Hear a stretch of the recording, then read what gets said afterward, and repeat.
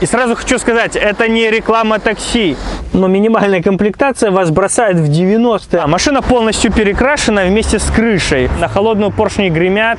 Лишняя грань – это всегда просчет в дизайне. Не было компрессии в третьем цилиндре на 1.4. Тебя начинают дергать. Это не Пол, это Jet, это не B, это C-класс. То же самое, как с Octavia. Отличается именно корпусом, креплением. Нету одного болта здесь. Фонарь вот этот стоит 200 рублей, бампера стоят от 500 до 1000. Но если уже хочется долбануть серьезно, полкомомента, то нужна турбина. И масложор быстрее настигнет. Приветствую, ребят! Вы на канале Юра. Сегодня мы поговорим о ВАГе с пробегом, о более новом ВАГе с пробегом. И сразу хочу сказать, это не реклама такси. Это специально автомобиль взят таксовым, чтобы показать, что происходит с пробегом, какие поломки, потому что много баек всяких ходит. У людей все равно убеждение, как я понял по комментам в личке и на ютубе по комментариям, у многих все равно это вот закостенелое, еще 80-летней давности мышление, что все разваливается, 150 тысяч и всему конец. Все вот это. Я решил этот миф развеять в каком-то роде, самому посмотреть и вам показать, соответственно. Автомобиль вышел в конце 10-го, начале 11 года на платформе PQ35. Ну, это 6-й Гольф. Давным-давно, еще с 80-х пошло то, что Jetta – это седан Гольфа, грубо говоря. И сразу насчет кузова, потому что раз автомобиль дорестовый, рест вышел в 2014 году, изменили бампера, решетку, фары. Изменили гамму двигателя. Так как автомобиль дорестовый, ему уже либо 8 до 2014 года, либо 10-12 лет уже. То есть, как себя кузов чувствует, сразу у многих возникает вопрос. Машина полностью перекрашена вместе с крышей, в круг полностью. Но не особо качественный ремонт сделан, по покраске это видно. И отдельное восхищение мое, это как эти мастера подогнали бампера. Они рукастые, профессиональные, просто, ну, мое почтение. Да, где-то все равно жуки вылезают, но машина эксплуатируется не особо щадя. Это такси. Попробуйте, кстати, угадать, какой у нее пробег. Я скажу об этом потом, но для себя сейчас подумайте, прикиньте, посчитайте и потом убедитесь, правы были или нет. Но что касается днища, вот силовой структуры, там, стаканов, всего этого, автомобиль-то живой. И как владелец тоже ВАГа свою машину делал в свое время, да, вот именно арки, крылья, двери там, может быть, где-то и возникают на основе вторых ВАГов. Ну, у меня такого не было, что я вовремя эти проблемы устранил и залил еще раз круг. Но, зная такие же машины, ВАГи, там, Пассаты, Джеты, Гольфы, неважно, весь ВАГ тех лет, именно силовая структура, тем не менее, остается целой. Что касается днища, лонжеронов, этого всего. Косметика, да, не спорю, у ВАГа уже стала послабее.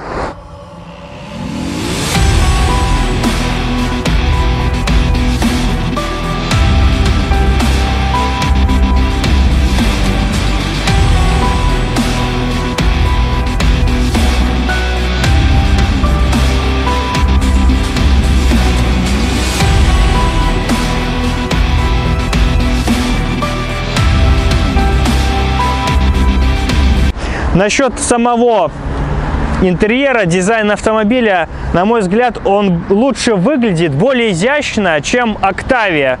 Забегая вперед, Octavia самая популярная машина у нас, а в Европе Golf 6 самый покупаемый, самый популярный. Но все равно Jetta смотрится более изящно, потому что это седан. А Шкода лифтбэк, и у нее задняя часть именно получается надута. И сама машина более надута. Здесь плавная, строгая, четкая. Jetta проигрывает Octavia в плане практичности, потому что лифтбэк удобнее семейным людям. Но в плане дизайна она выигрывает тем, что все равно автомобиль кажется дороже, потому что нет этого излишнего объема, потому что излишний объем, лишняя грань – это всегда просчет в дизайне. Здесь этого нет, все равно более красиво это все выглядит. Отдельного внимания заслужит это фары, мне не очень нравятся. В то время ВАГ уже ушел от круглых форм, уже прямые фары, уже строгость, четкость стала в дизайне. И самая больная тема, которая заключается в том, что когда человек, особенно вот ночью, темно, садится в машину, сразу пола, И тебя начинают дергать. Это не Polo, это Jet, это не B, это C-класс. То же самое, как с Octavia было, блин. Это Rapid. Да какой нахрен Rapid, это Octavia? Посмотри, это Octavia, блин. То же самое и здесь, блин. Все равно садятся Polo это или нет, потому что действительно торпеда, ну и так сбоку машина напоминает Polo. У Octavia было преимущество у рестовой. Рестовая Octavia у нас была на канале. А тоже действительно... Ты слепой, посмотри на морду. Какой-то Rapid, уже двойные фары, как в 212-м Мерседесе. Уже, я там говорил в обзоре, сперли этот дизайн, эту фишку у Мерседеса, да. И уже внешний автомобиль отличался. Но Джету можно также отличить, если Rapid от Octavia отличается спереди больше, ну и сзади поменьше, то здесь принципиальное отличие у Джета от полоседана. И еще одна фишка. Кто знает, особенно владельцы, просьба написать в комментах. Вот у данного автомобиля, и так мы плавно от кузова переходим к ходовой. В данном автомобиле спереди Макферсон, сзади балка, хочется сказать, да? Потому что, забегая вперед, здесь 1.6. Но здесь многорычажка. Ей были с балки. Вообще, этот автомобиль, это первый автомобиль, который вышел только с турбодвигателями. Да, в России ставили 1.6 атмосферный, да. Но ВАК это Германия. И в Германии сам ВАК уже перешел именно на турбодвигатели. Не было уже ни одного атмосферного, начиная с этого поколения. Но ходовая здесь многорычажная задняя. Но встречалась также и балка, зависела от комплектации. Забегая вперед, у Octavia, вот которую я снимал, была сзади балка. Спереди Макферсон, а сзади балка. Также на 1.6 на Octavia. На 1.8 уже Octavia, сзади многорычажка.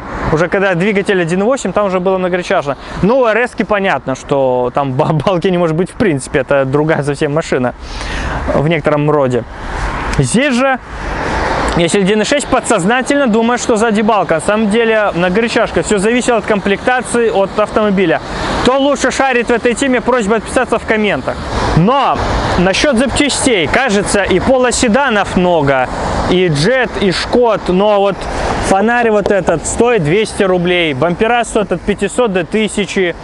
Вот недавно знакомого встретил, его автомобиль был на канале, искал фонарь на полоседан, не мог найти, в Минске нету, нет наличия, хотя полоседана вон поедет, полоседан таксовый, вон на светофоре еще один стоит.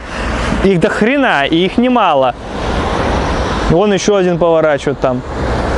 А фонарь задний найти проблема.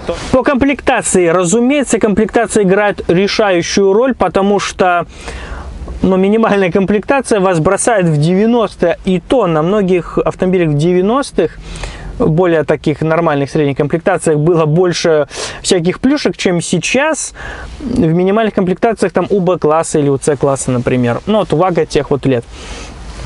То есть по кондей-мандей, бесформенное сиденье, подогрев зеркал, заднего стекла, может быть, и все. Больше у вас ничего нету в машине. То есть вы уже, по сути дела, в каком-нибудь, там, не знаю, 94-м году автомобиль по комплектации получается. В максималке уже был руль с управлением пунктами бортового меню, громкой связью со всеми плюшками, которые возможны.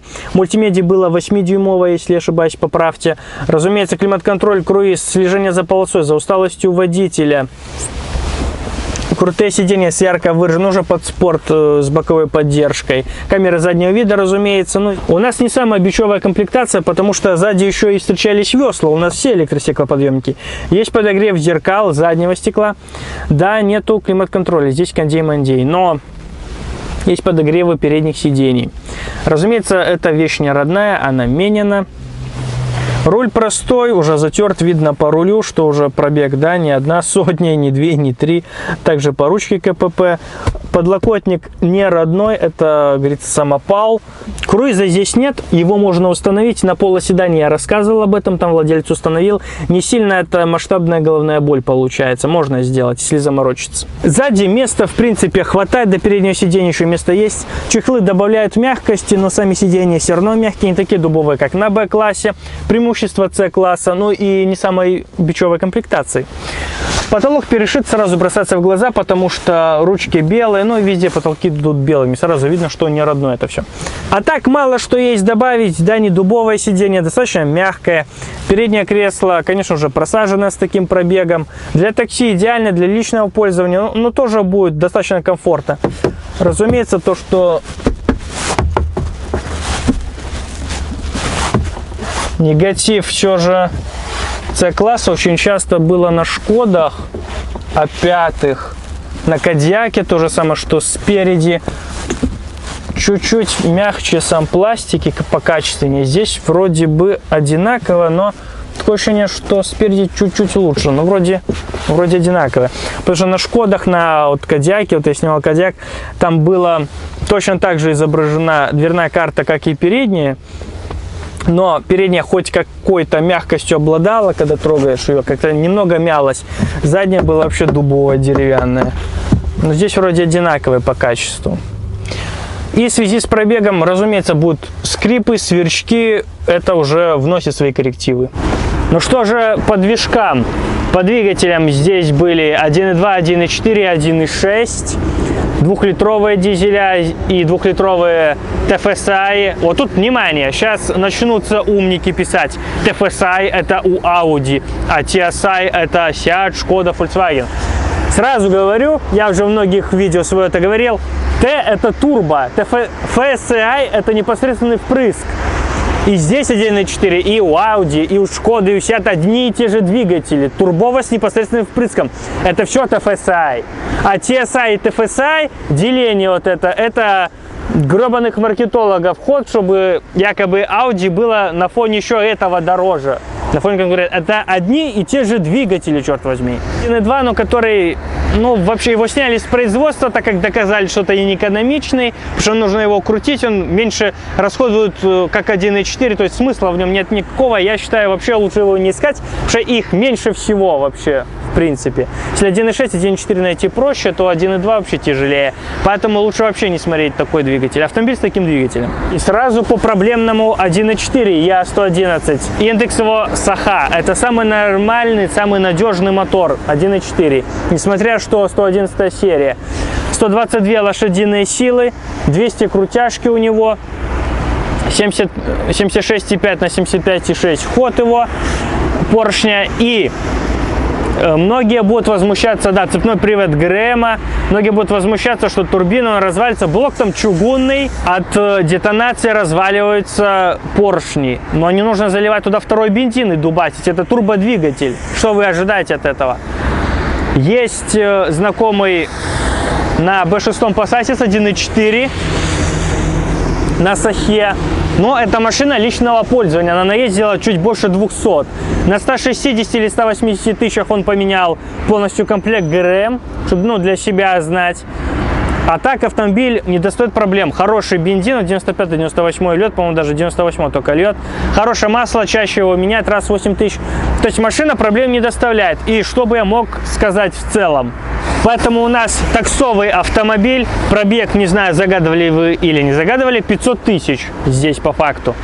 ЦФНА был на полоседанах, было два полоседана, видео, по-моему, двухлетней давности, с 1.6 такими же. Он там пробег был на одной машине 70 тысяч, на другой, по-моему, 90 или 100, вот так. Здесь 500. Как вы заметили, автомобиль на метане. Но первый нюанс, это то, что все боятся метана, все. Есть свой нюанс, свечи быстрее летят, там 0,6-0,7 должен быть зазор на свечи. Температура горения метана выше, да, и за счет этого поджирает масло больше. Но на 10 тысяч примерно литр, ну максимум полтора придется доливать. Заменные опоры коробки, вот эта опора заменена, насколько я уже заметил.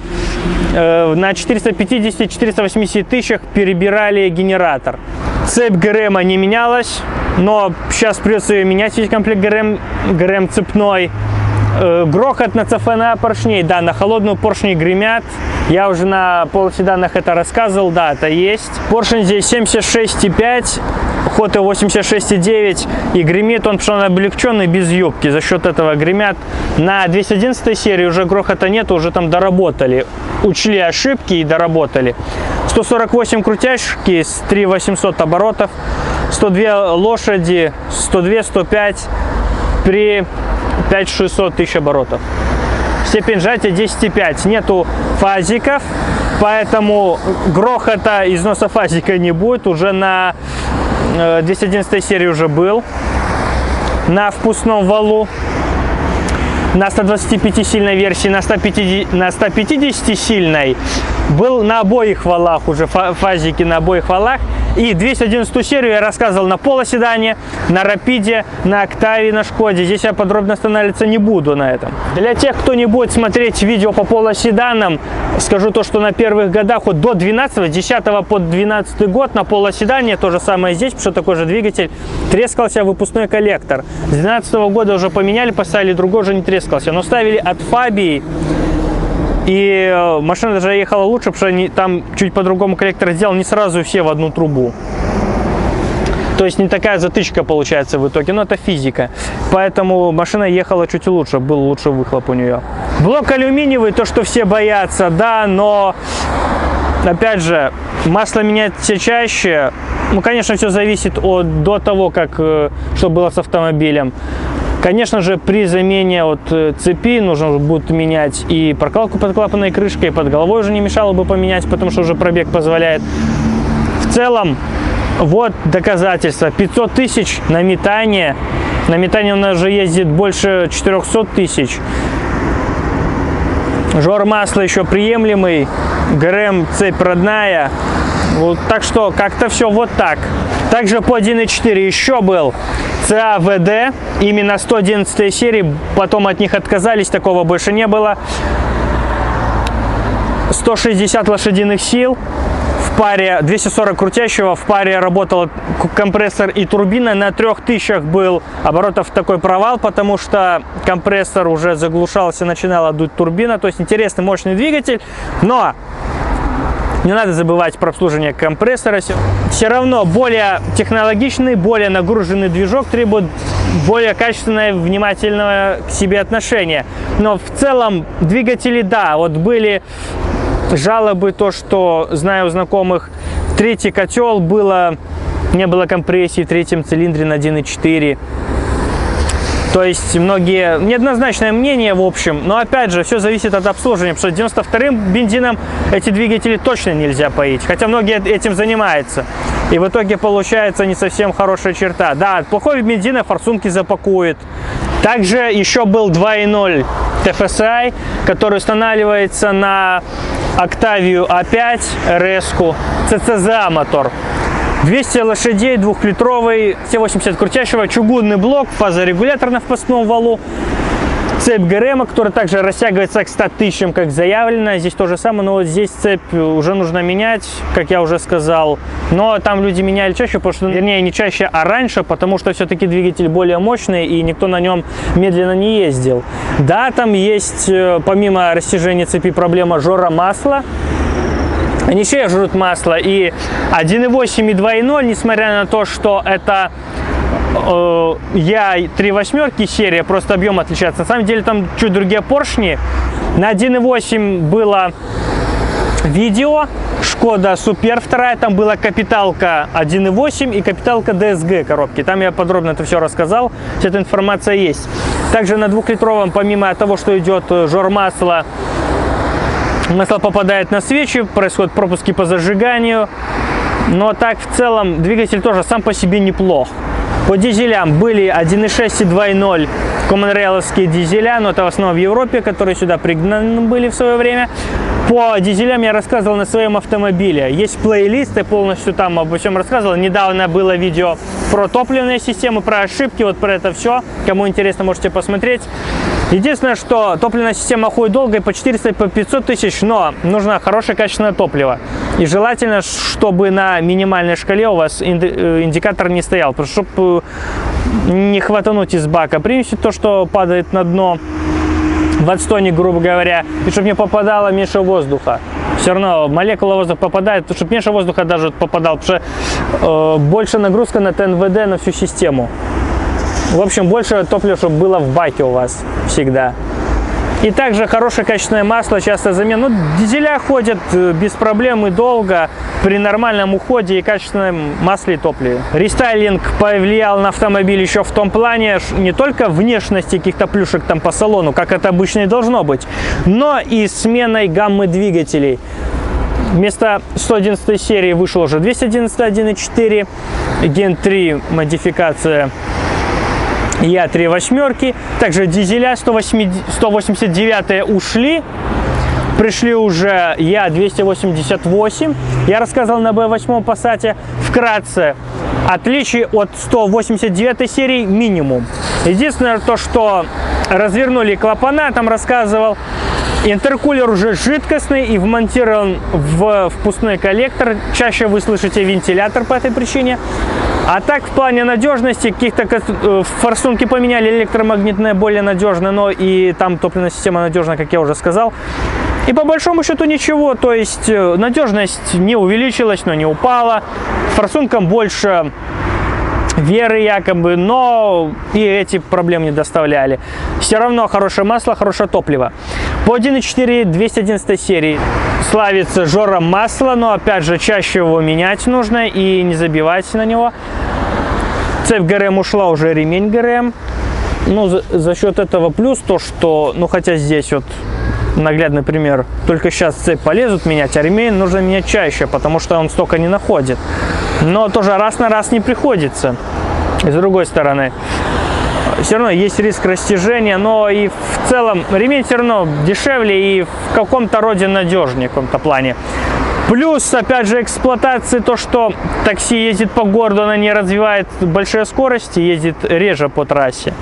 А если автомобиль больше по трассе эксплуатируется, то больше вероятность, что растяжение цепи наступит, натяжитель, успокоитель, вот это вот износ.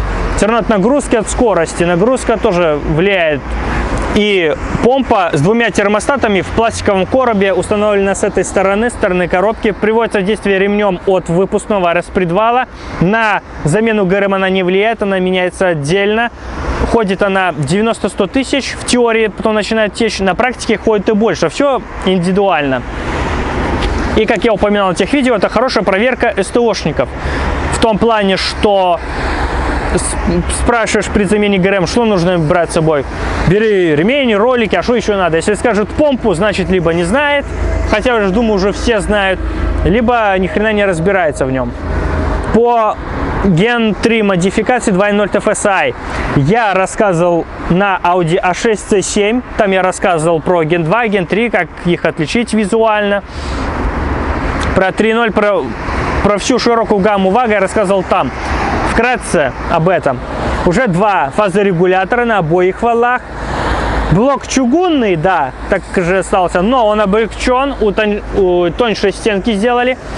Пластиковый поддон, непонятно почему по нашим дорогам, это лишняя головная боль, потому что вы можете на какую-то кочку не заметить, наскочить. Клиренс не особо высокий, на больших ямах клиренс уменьшается, вы можете его ударить, он может треснуть, лопнуть, течь масло, можете не сразу заметить, как это часто и бывает, не сразу замечаешь это. Уже двойной впрыск был на 2.0, потому что одна форсунка прыскала в опускной коллектор, так же как на 1.6, а другая непосредственно в цилиндр. То есть двойной впрыск, плохое топливо запакуете в форсунки и нужно промывать 8 форсунок, тоже затратно. Жоры масла присутствовали, мол, в меньшей степени, уже поменяли другую поршневую, да, уже жора такого нету. И 1.4, Я211, и 1.8, и 2.0 серии, Я3 восьмерки, Gen 3 модификации, у них уже выпускной коллектор вмонтирован в голову, соответственно, быстрее автомобиль прогревается зимой, и меньше температура выхлопных газов за счет отдельной рубашки охлаждения, соответственно, турбина дольше живет. Но в любом плане турбина напрямую зависит от масла, и жизнь ее зависит от качественного масла, часто его замены. Чем свежее, лучше масло, тем лучше смазать турбина, тем дольше она живет. Также и масложор у вас не так прогрессирует от хорошего масла, и фазорегуляторы также. Все зависит от масла и от качественного бензина. Потому что плохой бензин — это, разумеется, детонация на этих моторах. На любом двигателе возникает детонация, это не есть хорошо. Есть риск, что вы развалите свой двигатель. По коробкам у нас Механика 5-ступенчатая были, 6-ступенчатая были, 6-7-ступенчатая DSG. По механике развалился подшипник, механику уже капиталили. Потому что купить ее стоит $500. Доставка, установка еще сверху. А от полоседана она отличается именно корпусом, креплением. Нету одного болта здесь. Несмотря на то, что можно якобы взять двигатель CFNA от полоседана и поставить ее сюда, но коробка по креплениям уже не подходит. Соответственно, либо капиталка, либо искать такую, таких меньше, и стоят они немало. Капиталка обошлась $520, то есть вот так вот. 6-ступенчатый мокрый DQ 250 DSG и сухая 7-ступенчатая DSG. В принципе, DSG уже бояться не стоит, потому что уже давным-давно все прохавано с ними, многие проблемы. И про сухую 7-ю DSG DQ 200, которую все боятся, я рассказывал на Супербе 2, там владелец перепотрошил еще и DSG. Он говорит, я разобрался, знаю принцип ее работы, и лучшей коробки DSG вообще коробки нету. Потому что он знает, из-за чего, какие отклонения происходят, куда надо лезть и что нужно делать. Поэтому для него она идеальна. И надо быть идиотом, чтобы спорить с тем, что она не экономичная.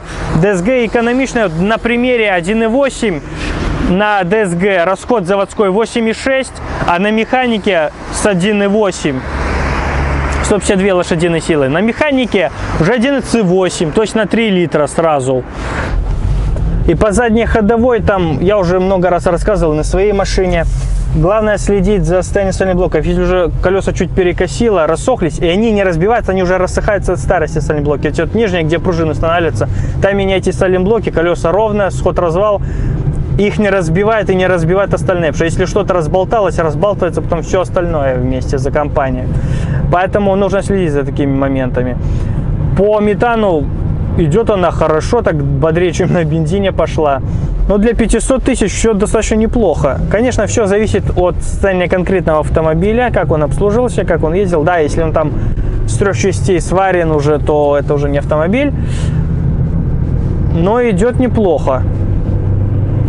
1.6, в принципе, этому хватает по городу. Так спокойно передвигаться.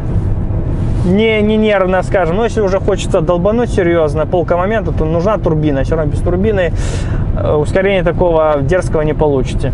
Руки отпустил, она идет прям, то есть состояние ходовой. Это к чему? То, что многие будут, она расшатана, разболтана. Все равно вот прямо она может ехать. По ходовой, ну, все нормально, она не бита серьезно.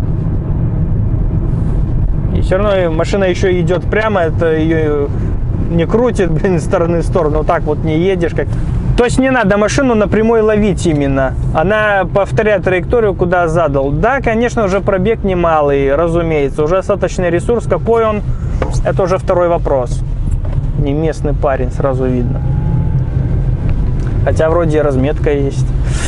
В левой полосе по тормозам. Ну, там молодец, я фанат его. Преимущество еще, конечно, там многорычажная подвеска. Потому что сейчас иду 70 км в час, спокойно держу 3 пальцами руль, она спокойно идет. Что на многих автомобилях, на той же самой Шкоде я ехал, уже чувствуется, когда машину на кольцо заваливаешь, все равно балка на 2 колесах и 2 колеса держит. Тут она перекатывается с колеса на колесо, а там все равно начинает уже тянуть, и уже не повторяя траекторию, уже нужно подруливать на машине. Все равно преимущество многорычажки в этом. И не такая да сыпучая, ломучая, как кажется. По ценам, да, есть машины и за $7 тысяч таксовые, есть и за 18 уже рестовые там. То есть цены разбросаны до безобразия. На любой вкус и цвет, и на любой кошелек, как говорится. Но в том плане, что все решает, конечно же, состояние. 500 тысяч, как оказалось, не особо такой приговор. Хотя цифра внушительная. Плавное, спокойное передвижение, не сказать, что прям дерзкое ускорение вы получите, там со светофора с кем-то сцепиться не особо выйдет, без турбины все равно не так, это все уверенно и быстро, и задорно, самое главное. Но, тем не менее, для 500 тысяч неплохо, неплохо. Потому что, вот опять же, повторяясь, многие уверены в том, что 200, 250 это уже все, это нужно капиталить, ему конец. Я ездил на полоседане, тоже 1.6 ЦФНА 15 года машина, но еще с ЦФНА. Ну, такой же полуседан был там. Но тот полуседан вот недавно на днях я катался. Там 185 тысяч километров пробега уже. Водитель такой, как и я, то есть он 3-4 тысячи потом переключается. И там масложор тоже там 500 грамм на 10 тысяч. А машина не личная, а служебная, ездит на ней каждый, кто как хочет. Но чаще это человек, и тем не менее все в порядке с двигателем и с автомобилем в целом. То есть 200 тысяч они ходят нормально, и за 200 ходят. Единственное, что уже невыгодно в плане затрат, нужно там опоры менять на двигателе.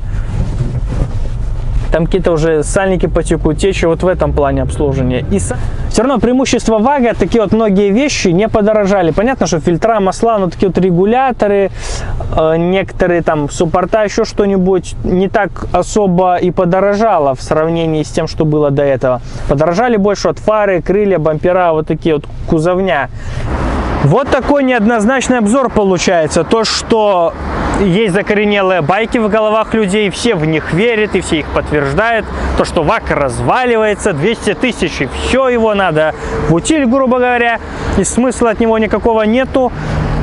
Этот автомобиль опровергает многие эти все байки, уничтожает их просто. Да, по кузовам лезут неприятные сюрпризы, их необходимо устранять, но не раз замечал такое, то что автомобиль, который эксплуатируется по городу и по трассе, вот, по нашей основной, гниют больше те, которые гоняют по трассе, потому что сыплют от души и все подряд, и машины гниют быстрее. По городу машины лучше держатся. Но этот автомобиль практически не останавливается, это таксовый. И здесь, как ни странно, нет проблем со стартером, потому что она практически не глушится. И она постоянно обдувается в связи с этим, то есть не так это все будет быстрее, автомобиль будет гнить, который будет больше стоять.